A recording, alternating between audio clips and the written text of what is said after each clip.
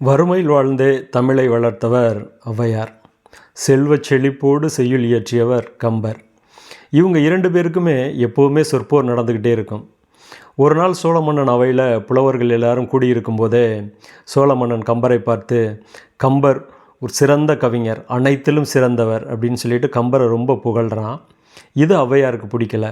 ஔவையார் எழுந்து, வான்குருவியின் கூடு வல்லரக்கு தொல்கரையான் தேன் சிலம்பி யாவர்க்கும் செய்யறிதால் யாம்பெரிதும் வல்லோமே என்று வலிமை சொல்ல வேண்டாம் கான், எல்லோருக்கும் ஒவ்வொன்றும் எளிது அப்படின்னு சொல்கிறாங்க. அதாவது தூக்கணாங்குருவி அவ்வளவு அழகாக கூடு கட்டும், கரையான் புற்று ரொம்ப அழகாக இருக்கும், தேன் குளவி நல்ல தொழில்நுட்பத்தோடு தேன் அடைய கட்டும். அதுக்காக இதை எல்லாத்தையும் கூட்டிகிட்டு வந்து ஒரு 10 மாடி கட்டடம் கட்டுன்னு சொன்னால் கட்டுமா? கட்ட முடியாது. அது எளிது. கம்பருக்கு விருத்தப்பா வரும் அப்படின்னா வெண்பா புகழேந்திக்கு வரும், உலா ஒட்டக்கூத்தருக்கு வரும், அவ்வளோதானே தவிர அனைத்திலும் சிறந்தவர் அப்படின்னு சொல்லிட்டு கம்பரை சொல்லக்கூடாது அப்படின்னு ஔவையார் சொல்கிறாங்க. சோழ மன்னனுக்கு ஔவையாரை எதிர்த்து பேசவே முடியலை. ஏன்னா ஔவையார் சொன்னது எல்லாமே சரியான சொற்கள், பயன்படுத்திய சொற்கள் அனைத்தும் உண்மை அப்படிங்கிறது சோழ மன்னன் உணர்ந்துக்கிறான்.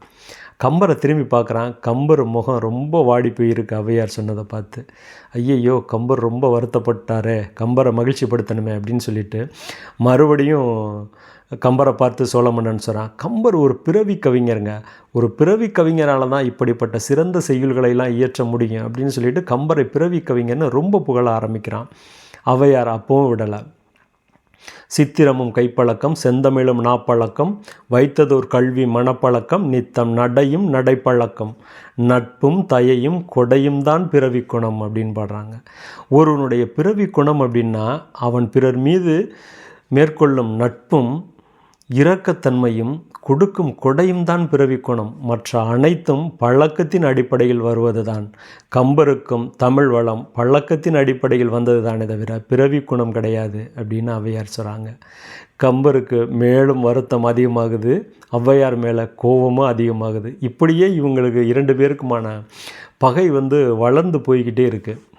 அப்படிப்பட்ட சூழ்நிலையில் ஒரு நாள் ஔவையார் ஒரு கிராமத்தில் நடந்து அப்படியே போய்கிட்டு இருக்காங்க. போயிட்டுருக்கும்போது ஒரு வீட்டு சுவரை பார்க்குறாங்க. அந்த சுவரில் ரொம்ப அழகாக ஒரு செய்யுள் எழுதப்பட்டிருக்கு. ஆனால் பாதி தான் எழுதப்பட்டிருக்கு, முழுமையாக எழுதப்படலை. இதனால் இதை தெரிஞ்சுக்கணும் அப்படின்னு சொல்லிட்டு ஔவையார் அந்த வீட்டு கதவை தட்டுறாங்க. யாருமே திறக்கலை. மறுபடியும் ஓங்கி கதவை தட்டுறாங்க. உள்ளேருந்து ஒரு அம்மா ரொம்ப கவலையோடு கதவை திறக்கிறாங்க.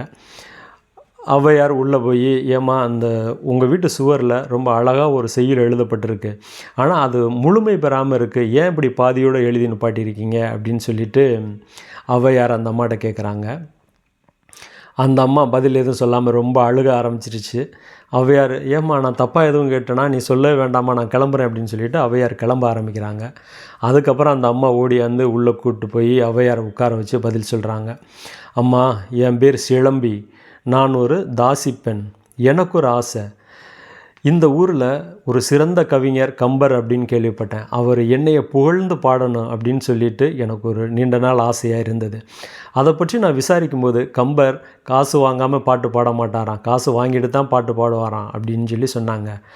நானும் உழைச்சி அதன் அடிப்படையில் ஒரு 500 பொற்காசுகள் சேர்த்துட்டேன். அந்த 500 பொற்காசுகளையும் கொண்டு போய் கம்பர்கிட்ட கொடுத்து என்னையை புகழ்ந்து ஒரு பாடல் பாட சொன்னேன்.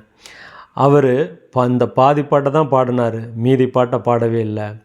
அப்போ சொன்னார், 500 பொற்காசுகளுக்கு பாதி பாடல் தான், இன்னொரு 500 பொற்காசுகள் கிடைச்சாதான் மீத பாட்டை நான் முழுமையாக முடித்து தருவேன் அப்படின்னு சொல்லிட்டாருமா. அந்த பாடலில் என் பேரும் வரலை, என்னையை பற்றி புகழ்ந்தும் பாடலம்மா, இதுதாம்மா அந்த பாட்டு அப்படின்னு சொல்லிட்டு சிலம்பி ஔவையார்கிட்ட சொல்கிறாங்க.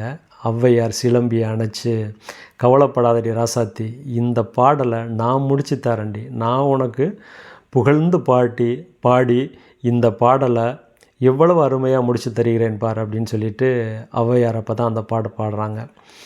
தண்ணீரும் காவிரியே தார்வேந்தன் சோழனே மண்ணாவதும் சோழ மண்டலமே. இது வரைக்கும் இந்த பாடல் கம்பர் பாடினது. இதில் மீத வரிய ஔவையார் பாடுறாங்க. பெண்ணாவால் அம்பொற் சிலம்பி அரவிந்த தாளணியும் செம்பொற் சிலம்பே சிலம்பு அப்படின்னு அந்த செய்யுளை முடிக்கிறாங்க. பெண்களில் நீதாண்டி அழகி, சிலம்புகளிலெல்லாம் சிறந்த சிலம்பு நீ அணியும் சிலம்பு தாண்டி அழகிய சிலம்பு அப்படின்னு சொல்லி அந்த பாடலை பாடி முடிக்கிறாங்க. சிலம்பிக்கு ரொம்ப மகிழ்ச்சி ஆயிடுச்சு. ஔவையாரும் சிலம்பியினுடைய குறையை தீர்த்து வைத்த மகிழ்வோடு அவங்களும் வீட்டை விட்டு வெளியில் வர்றாங்க. இந்த நிகழ்வும் கம்பருக்கு தெரிய வருது. அங்கே சோழ மன்னன் அவையிலையும் நம்மளை அசிங்கப்படுத்தி பிரிச்சு, இங்கே சிலம்பிக்கு இந்த செய்யுளையும் முடிச்சு கொடுத்து நம்மளுடைய வருமானத்தையும் கெடுத்து பிரிச்சு அப்படின்னு சொல்லிட்டு ஔவையார் மேலே கம்பருக்கு மேலும் கோபம் அதிகமாகுது. இதையெல்லாம் கம்பர் மனசில் வச்சுக்கிட்டே இருக்கார். ஒரு நாள் மீண்டும் சோழ மன்னன் அவையில் புலவர்கள் எல்லாருமே ஒன்று கூடுறாங்க. அன்னைக்கு கம்பர் முடிவு பண்ணுறார், எப்படியாவது ஔவையாரை நாம் பழி வாங்கி ஆகணும் அப்படின்னு நினைக்கிறாரு. அந்த நேரத்தில் அவருக்கு ஒரு நினைவு வருது. ஆரைக்கீரை அப்படிங்கிற அந்த கீரை அவருக்கு நினைவு வருது. அந்த கீரை எப்படின்னா, ஒரு தண்டு இருக்கும், சுற்றி வர இப்படி 4 இலைகள் இருக்கும். இதை அவர் மனசில் வச்சுக்கிட்டு கம்பர் ஒரு பாடல் பாடுறாரு. ஒரு காலடி 4 இலை பந்தலடி அப்படின்னு சிலேடையாக அந்த பாடலை பாடுறாரு. இது ஒரு வினா அடிப்படையில் இருக்குது. இதற்கான விடையை அளிக்கிறது ஔவையார் தான், அதுக்கான விடை அளிக்கணும் அப்படின்னு அந்த அவையில் தீர்மானிக்கப்படுது. ஔவையார் மீதம் பாடலை அவருக்கு பதில் சொல்வது போல் படிக்கிறாங்க பாருங்கள். 8.25 லட்சணமே எமனேறும் பரியே மட்டிற் பெரியம்மை வாகனமே முட்டமேற் கூரையில்லா வீடே குலராமன் தூதுவனே ஆரையடா சொன்னாயடா அப்படின்னு சொல்லிட்டு அவருடைய வினாவுக்கு பதில் சொன்னது மாதிரியும் கம்பரை திட்டியது மாதிரியும் அந்த பாடலை ரொம்ப அழகாக பாடி முடிச்சிருப்பாங்க. தமிழ் மொழியில் உள்ள சொற்களை பயன்படுத்தி நம் முன்னோர்கள் எப்படியெல்லாம் விளையாடியும் மகிழ்ந்திருக்காங்க, விளையாட்டும் காட்டியிருக்காங்க என்பதை படிக்க படிக்க நமக்கு பிரமிப்பூட்டுகிறது. தேடி படிப்பதையும் திரட்டி தொகுப்பதையும் வழி வழி வருவோருக்கான வைப்பு வளமாக்க வேண்டும். நன்றி.